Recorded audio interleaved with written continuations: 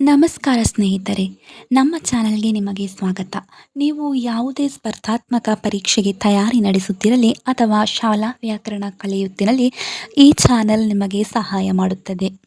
ಇಂದಿನ ನಮ್ಮ ಮೊದಲ ಕ್ಲಾಸ್ನಲ್ಲಿ ನಾವು ಕನ್ನಡ ವ್ಯಾಕರಣದ ಅಡಿಪಾಯವಾಗಿರುವ ಕನ್ನಡ ವರ್ಣಮಾಲೆಯನ್ನು ಅತ್ಯಂತ ಸುಲಭವಾಗಿ ಕಲಿಯೋಣ.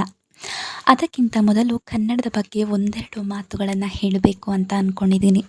ಕನ್ನಡ ನಮ್ಮ ಮಾತೃಭಾಷೆ, ನಮ್ಮ ಭಾಷೆ. ಕನ್ನಡ ಸುಮಾರು 2500 ವರ್ಷಗಳ ಹಳೆಯ ಇತಿಹಾಸವನ್ನು ಹೊಂದಿರುವ ಭಾಷೆ. ಕನ್ನಡ ಲಿಪಿಯ ಸೌಂದರ್ಯವನ್ನು ನೋಡಿ ವಿದ್ವಾಂಸರು ಇದನ್ನು ಲಿಪಿಗಳ ರಾಣಿ ಎಂದು ಕರೆದಿದ್ದಾರೆ. ಈಗ ನಮ್ಮ ಮುಖ್ಯ ವಿಷಯವಾಗಿರುವ ವ್ಯಾಕರಣ ಅಂದರೆ ವರ್ಣಮಾಲೆ ಎಂದರೇನು ಅಂತ ನೋಡೋಣ ಬನ್ನಿ. ವರ್ಣಮಾಲೆ ಎಂದರೆ ವ್ಯವಸ್ಥಿತವಾಗಿ ಜೋಡಿಸಿರುವ ಅಕ್ಷರಗಳ ಗುಂಪು. ಕನ್ನಡ ವರ್ಣಮಾಲೆಯಲ್ಲಿ ಒಟ್ಟು 49 ಅಕ್ಷರಗಳಿವೆ.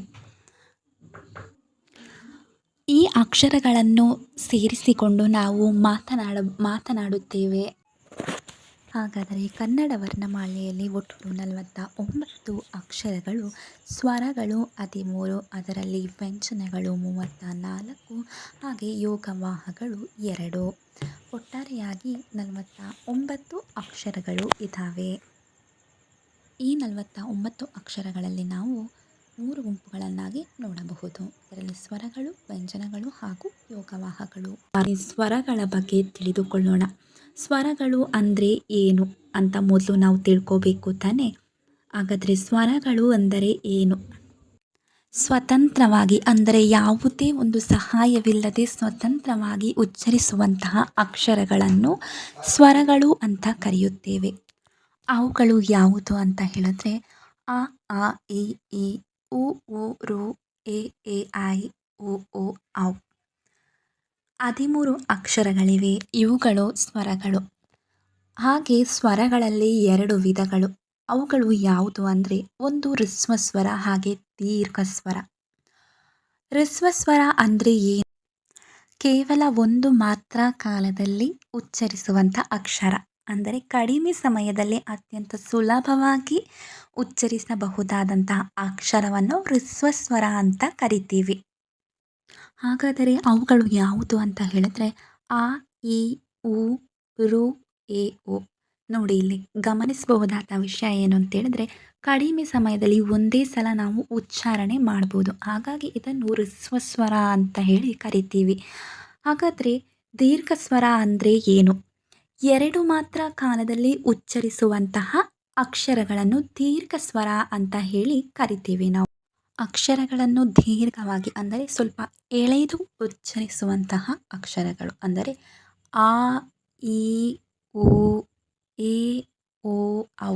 ಗಮನಿಸಬಹುದು, ಇಲ್ಲಿ ನಾವು ಹ್ರಸ್ವ ಸ್ವರದಲ್ಲಿ ಆ ಅಂತ ಉಚ್ಚಾರಣೆ ಮಾಡಿದ್ರೆ ದೀರ್ಘ ಸ್ವರದಲ್ಲಿ ನಾವು ಆ ಎಂದು ಎಳೆದು ಉಚ್ಚಾರಣೆ ಮಾಡ್ತೀವಿ.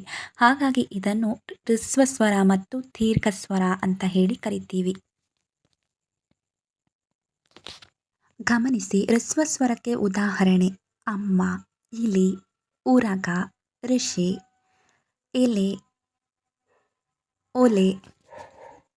ಈ ಥರ ಒಂದು ಕಡಿಮೆ ಸಮಯದಲ್ಲಿ ನಾವು ಉಪಯೋಗಿಸುವಂಥ ಅಕ್ಷರಗಳು ಅದು ಹ್ರಸ್ವ ಸ್ವರ ಆಗಿರುತ್ತೆ. ಆದರೆ ದೀರ್ಘ ಸ್ವರದಲ್ಲಿ ನಾವು ಹೇಗೆ ಉಚ್ಚಾರಣೆ ಮಾಡ್ತೀವಿ ಅಂತ ಹೇಳಿದ್ರೆ ಆನೆ, ಈಶ್ವರ, ಊರು.